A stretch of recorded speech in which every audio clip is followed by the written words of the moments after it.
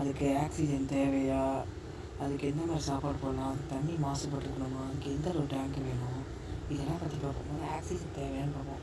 Albino ஷார்க்ஸை பொறுத்த வரைக்கும் ஆக்சிஜனுக்கு தேவையே கிடையாது. ஆனால் நீங்கள் ஒரு தொட்டியில் நிறையா மீன் விட்டுருந்தீங்கன்னா அதுக்கு ஆக்சிஜன் தேவை. நிறையா மீனுனா 10லேருந்து 12 இல்லை 8லேருந்து 10 அந்த அளவில் விட்டுருந்தீங்கன்னா கன்ஃபார்ம் அது அந்த இதுக்கு ஆக்சிஜன் தேவைப்படும். இல்லை ரொம்ப பெரிய தொட்டியாக இருக்குது அதெல்லாம் விடலாமான்னா விடலாம். இது 1.5 அடி தொட்டி, 2 அடி தொட்டி அதில் அவ்வளோ விடக்கூடாது. 5லேருந்து 6 இல்லை 4லேருந்து 5 அந்த அளவு தான் விடணும்.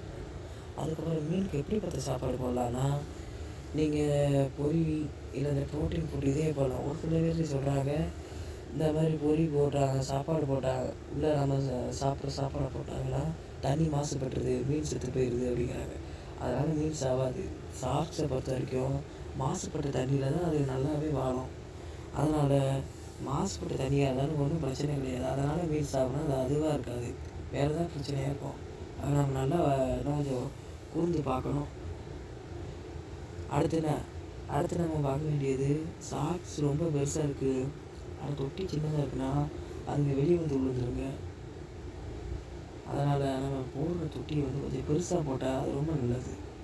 ஷார்க்ஸுக்கு நல்லது, நமக்கு நல்லது. தொட்டி ரொம்ப சின்னதாக இருக்குது அப்படின்னா அது சுற்றி உரசி அது கண்ணும் ரொம்ப பாழாகிடும். உங்கள் மீனுக்கும் எதுவும் ஆகக்கூடாது அப்படின்னு நினச்சிங்கன்னா கொஞ்சம் தொட்டி பெருசாக போடுங்க. முக்கியமாக வாளியில் போட்டு வளர்க்காதீங்க. வாளியில் போட்டிங்கன்னா 4லேருந்து 5 நாளுக்குள்ளே ஷார்க்ஸ் செத்து போயிடும்.